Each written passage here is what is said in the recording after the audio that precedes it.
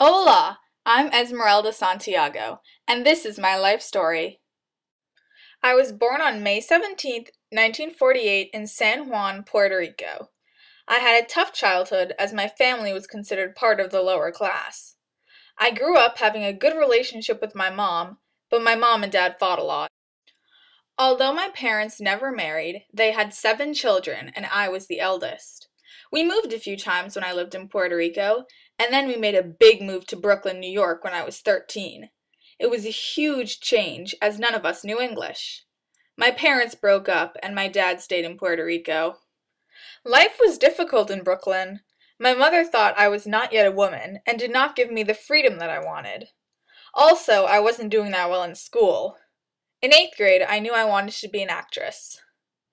I was lucky enough to get into the performing arts high school in the city and graduated. In the meantime, my mom had 2 more kids with 2 different men. I could not afford to go to college after high school as we were on welfare, so I decided to search for a job.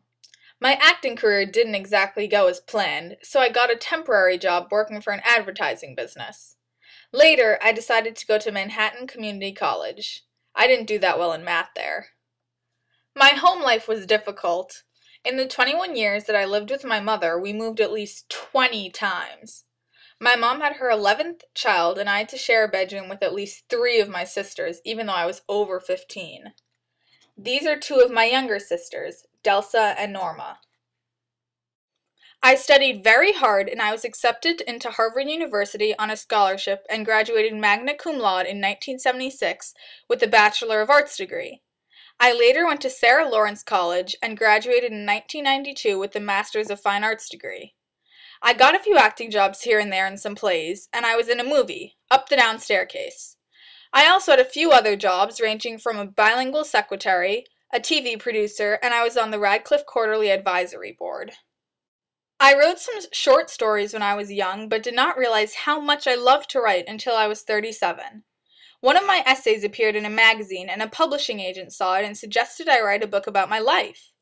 I wrote my first book when I was Puerto Rican, when I was 46 years old. It is a memoir about my childhood and life until my high school years in Brooklyn. I was surprised at how many details I remembered from my past.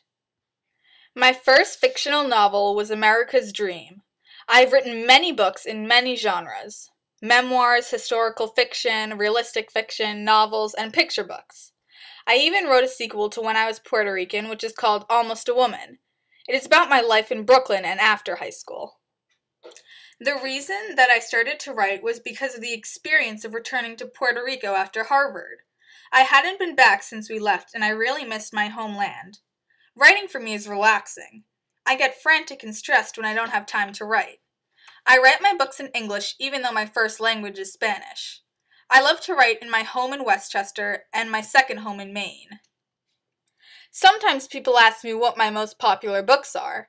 I guess you could say I have a lot, including When I Was Puerto Rican, America's Dream, Almost a Woman, The Turkish Lover, and Conquistadora. I was ecstatic when Almost a Woman received numerous Best of Year mentions, and also when it was made into a movie. My life today is going very well. I am married to a lovely man, Frank Cantor. He is a filmmaker, and together we have a film production company called Canto Media, which has won many awards for documentary filmmaking. Frank and I got married in 1978, and we have 2 beautiful sons. Besides writing, I have many other hobbies, including reading, opera,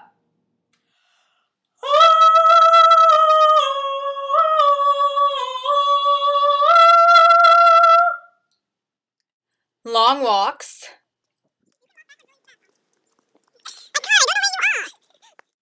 yoga,